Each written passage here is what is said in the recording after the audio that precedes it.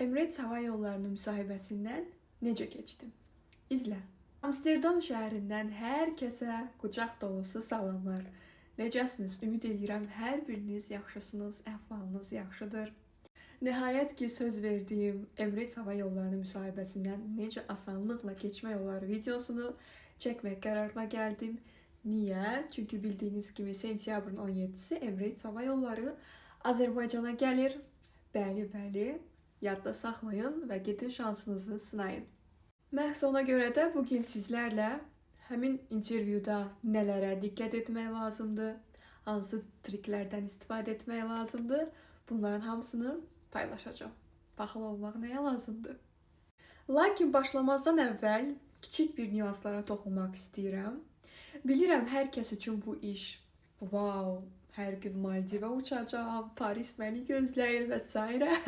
Gözləntiləriniz çoxdur. Amma ki, bu işin biraz mənfi xüsusiyyətlərini vurğulamaq istəyirəm. Hər birimiz bilirik ki, hər bir işin çətinliyi var. Asan bir iş yoxdur təbii ki.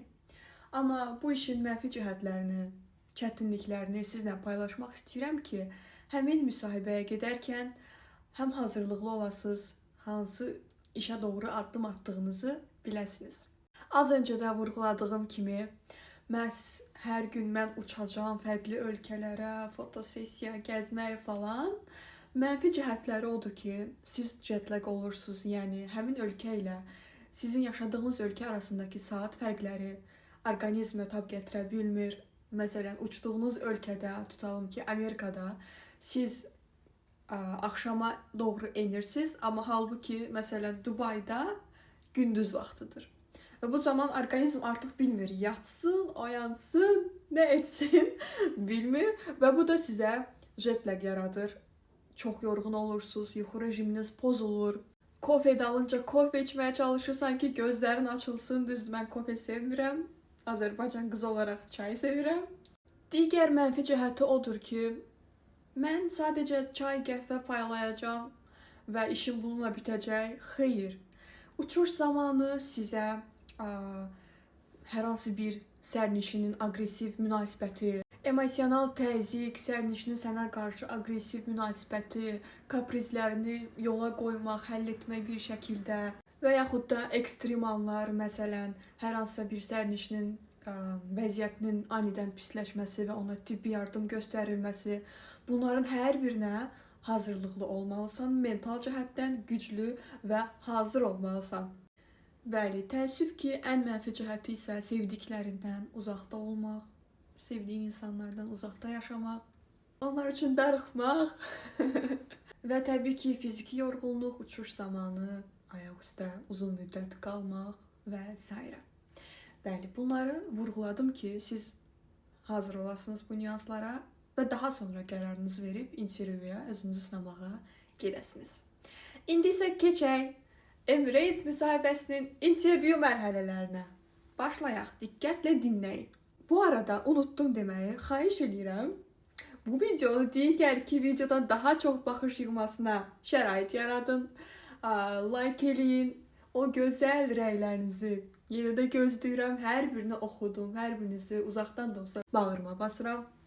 Bu arada bu videonun tam versiyasını YouTube'da yükləyəcəm və profilimdə YouTube linkinə keçid edərək tam versiyasına baxa bilərsiniz. Hər birinizdən bol-bol izləmələr gözləyirəm. Ümid edirəm ki, məni sevindirəcəksiniz bir daha. Sizi çox sevirəm.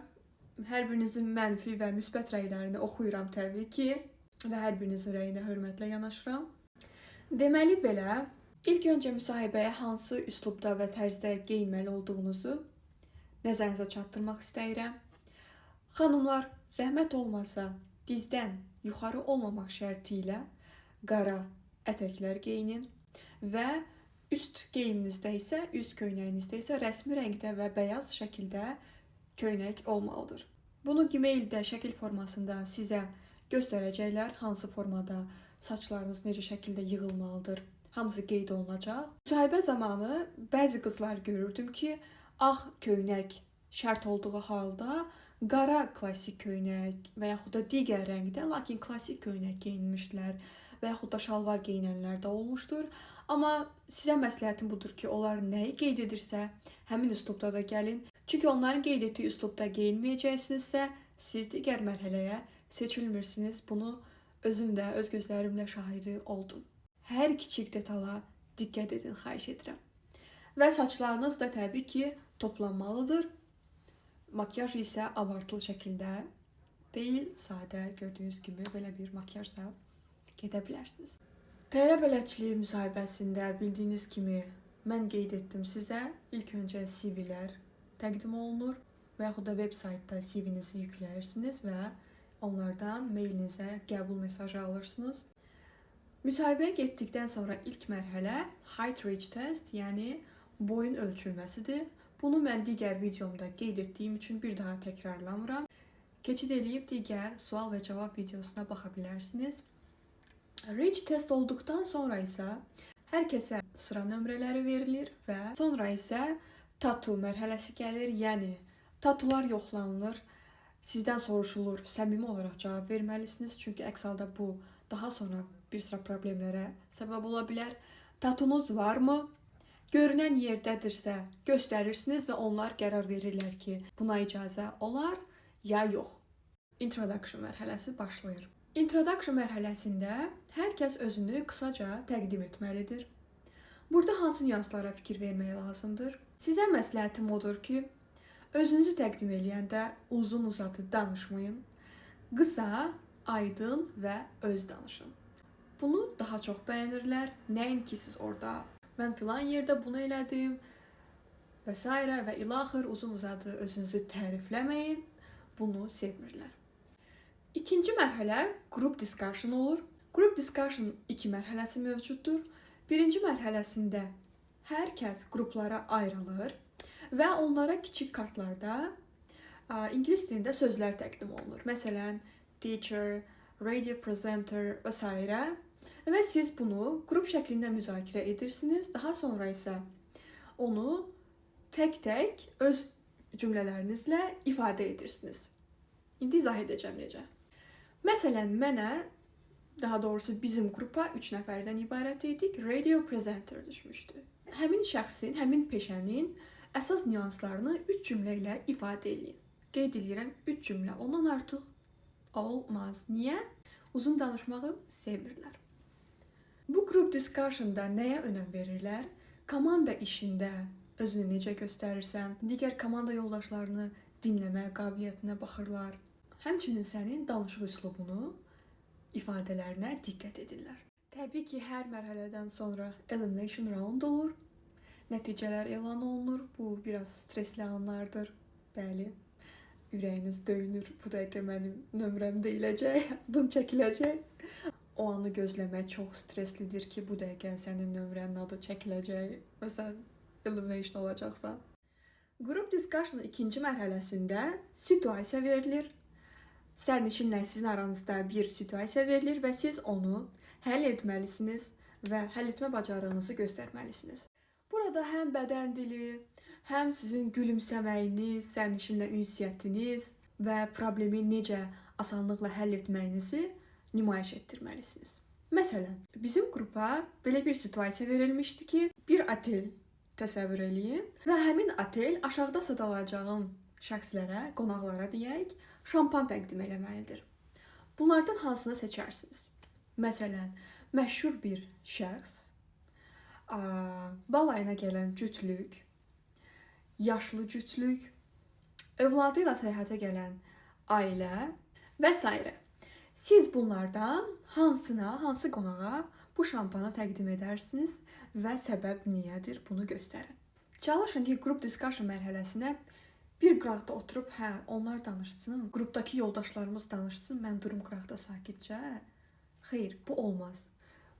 Bu situasiyanı həll etməkdə öz bacarığınızı göstərin, danışın, siz də onlarla diskusiya eləyin. Amma bu o demək deyil ki, hər kəlmə başda onların sözünü kəsməlisiniz, öz sözünüzü deməlisiniz. Xeyr, yəni hər şeyə diqqət eləyin. Çünki həmin nümayəndələr sizin group discussion'da özünüzü necə apardığınıza həqiqətən də diqqət eləyirlər.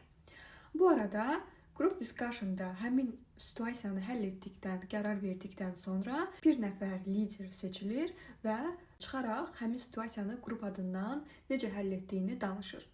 Bu mərhələdə mən lider seçilmişdim. Bunun da bir üstünlüyü var. Yəni ki, sən özünü lider kimi təqdim edib çıxırsan, gülümsəyərək həll eləyirsən situasiyanı. Bu onların da çox xoşuna gəlir. Bunu da seçə bilərsiniz əgər cəsarətlisinizsə. Bəli, bu mərhələdən sonra isə English test gəlir. Yəni sizə elektron olaraq link verilir və həmin linkə keçid eləyərək İngilis dili imtahanına keçirsiniz. Təxminən 10 dənə sual olur. 5 sual qrammatik və məntiq, 5 sual isə müəyyən bir kontekstə aid suallara cavab olur. Və nəhayət ki, bütün bu mərhələləri keçdikdən sonra final interview olur. Yəni ki, fərdi müsahibə baş verir. Bu müsahibədə Emirates nümayəndələri sizə suallar verir. Bildirmək istəyirəm ki, burada səmimi və professional cavablar vermək daha üstünlük tələb eləyir. Həmin nümayəndələr sizə niyə məhz Emirates və s. kimi suallar verə bilərlər. Siz onlara səmimi olaraq cavab verə bilərsiniz. Bu mərhələni keçdikdən sonra isə sizə biraz səbirli olmanızı tövsiyə edirəm. Çünki 2-3 gün təxminən, hətta bir həftə də ola bilər, siz onlardan gələn Golden Call-u gözləməlisiniz. Golden Call nədir? Əgər siz Emirates Hava Yolları tərəfindən işə qəbul oldunuzsa, sizə zəng olunur və bu müsahibədən keçdiyinizlə bağlı təbrik edilir. Buna Golden Call deyilir və hər bir təyyarə bələdçisinin arzusudur Golden Call-u almaq. Təbii ki, mən Golden Call almadım. Niyə? Çünki mən həmin ərəfədə Londondaydım və səhv roaming götürdüyüm üçün mənə zəng edə bilmirdilər, amma mənim Gmailimdən mənə yazdılar ki, biz sizə Golden Call etmək istəyirik, amma ki, sizə zəng çatmır, bildirmək istəyirik ki, siz müsahibəni keçmisiniz. Məncə mən Golden Call almayan tək-tük təyyarə bələdçilərindən ola bilərəm. Ümid edirəm ki, unutduğum heç bir mövzu qalmadı. Əgər qaldısa rəylərdə yazacağam, cavablayacağam suallarınızı, narahat olmayın. Sonda yenə də əsas nüanslar, əsas triklər nədir?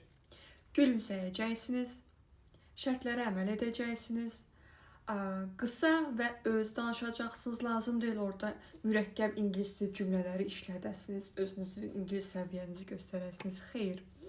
Və bir də bu müsahibə ardıcıllıqları hər dəfə fərqlənə bilir. Bu nümayəndələrdən asılıdır, çünki hər dəfə də Azərbaycana intervyuya eyni nümayəndələr gəlmir. Hər kəsin öz intervyu götürmə prosesləri var, fərqlidir. Amma ardıcıllıqlar dəyişə bilər, kontekst isə eyni olaraq qalır.